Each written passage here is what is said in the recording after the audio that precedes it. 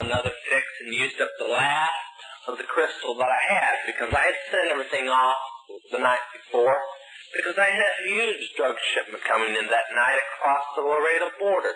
No reason to worry. Man, that drugs would keep me going and most of the witches in the United States for the next 6 months. Once it was cut, put on the street, not to worry about it, ordered the drugs not to come to me.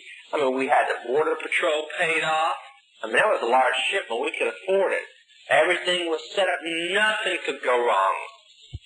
Except that there were some illegal aliens going across the border that night, and the 2 Border Patrol that we had paid off were removed for a stakeout. And a reservist was put on. And when this big car pulled up, and the idiot that was driving it just set 3 big cartons of the white powder in the back of the seat in plain sight, pulls up to the border, the guy pulls out his gun and arrests him. I mean, what would you do? And there went the drugs. So the phone rang about midnight. I told this, and after getting calmed down and everything about it, it started hitting me. Hey, I ain't got anything here. So all night long I was calling around trying to find drugs, and finally I worked the phone calls up to the state of Ohio. They said, yeah, no problem. We can get you some back down from the same stuff you sent up here. It'll be back down in your hands Tuesday morning.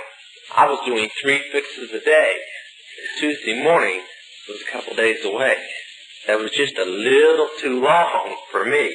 But as Monday night went around and I was so far into withdrawal that I thought I was actually dead but couldn't die, and I got in my car about 10 o'clock at night, tried to drive my car out of the parking lot to go find something to calm me down. I wrecked the car trying to get it out of the parking lot. I just walked off, left the car, went walking down the street, came upon a movie theater. The movie theater was called the Aztec Theater. I walked into the theater, paid my money, walked in, sat down about 3 rows back, going to get my mind right into the movie. You know, like you do when your wife's screaming at you and you turn on Starsky and Hutch, you know, something like that. Or when the wife turns on the soap operas to get rid of all the kids and the worries of the bills and stuff. I sat there and watched the movie, and the weirdest thing happened. This idiot came out waving his Bible all over the place. The flash bulbs were popping. The movie was called The Cross and the Switchblade. And I sat there.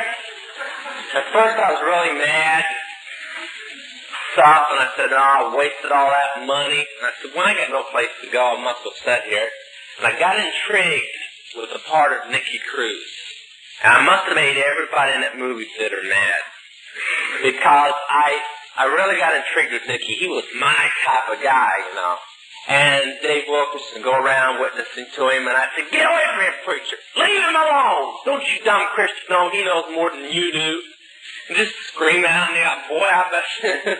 So the ushers wouldn't touch me because they knew who I was. They were, you know, just wouldn't have anything, you know. I'm sure everybody ran out and said, get him out of here. They said, not me. But I sat there and I went through the movie, and something that changed my whole life took place. Nicky Cruz got saved. Well, that's all right.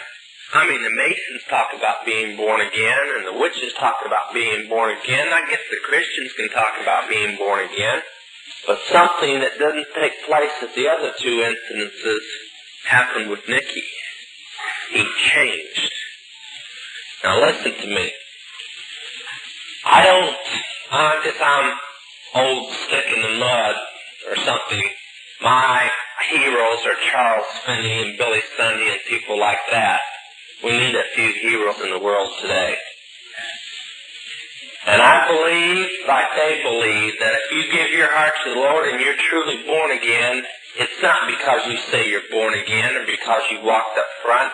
It's because there's a distinct turnaround change in your life. You're not the same person that walked down the aisle. And if you are, when the altar call is given today, you might consider doing it again. I don't want to take your salvation away from you, but I don't want to give you any false hope either. The judgment's too close and too important.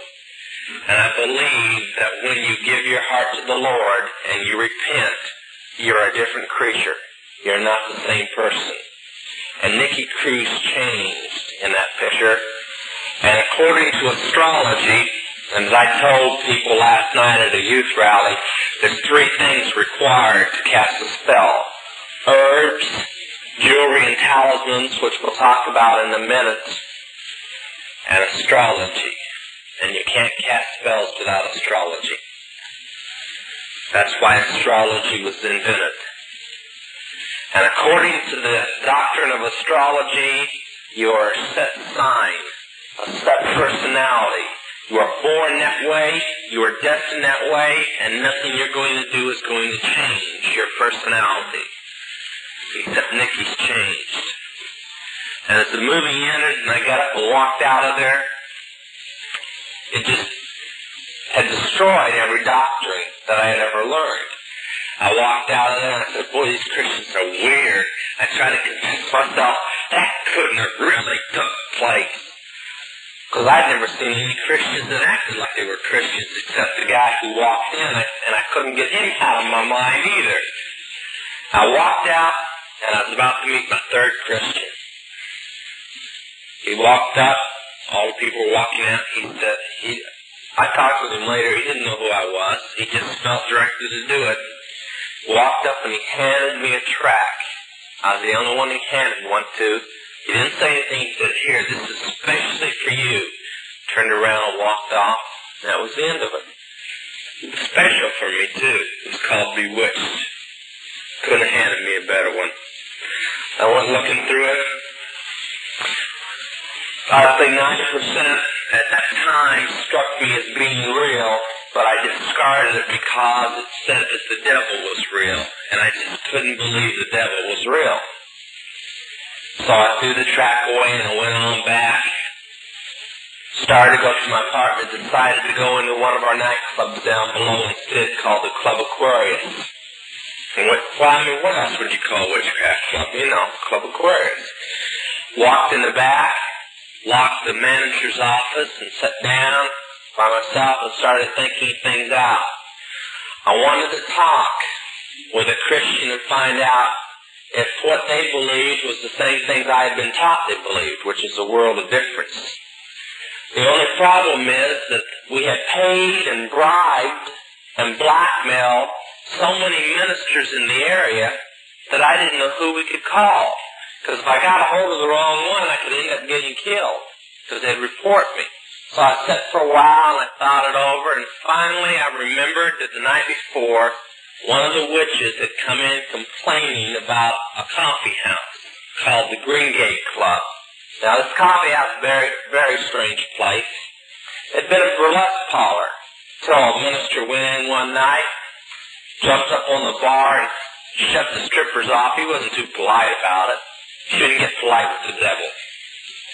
He started preaching the gospel. About 15 minutes later, the strippers had pulled the curtains down off the wall and wrapped them around their bodies and were kneeling down in front of the bar, giving their heart with the Lord, along with half of the customers, the man and woman that owned the place, the band, and the bartenders. About 30 people saved and 15, a good old-fashioned revival. Now, the people's lives were so changed that they gave the deed to the place to one of the Baptist churches. One of them that was praying and fasting that Lance Collins would get saved. It was all shaping up. But I didn't know that. All I knew was that this witch that was a prostitute had come in screaming at the top of her lungs when I was going through withdrawal and wasn't interested in hearing it. About this place down the street, how she tried a proposition a soldier down by the bus station. Here they wouldn't be preaching the Word of God at him at the same time. To bankrupt you. To really put you out of business. She was very unhappy about it.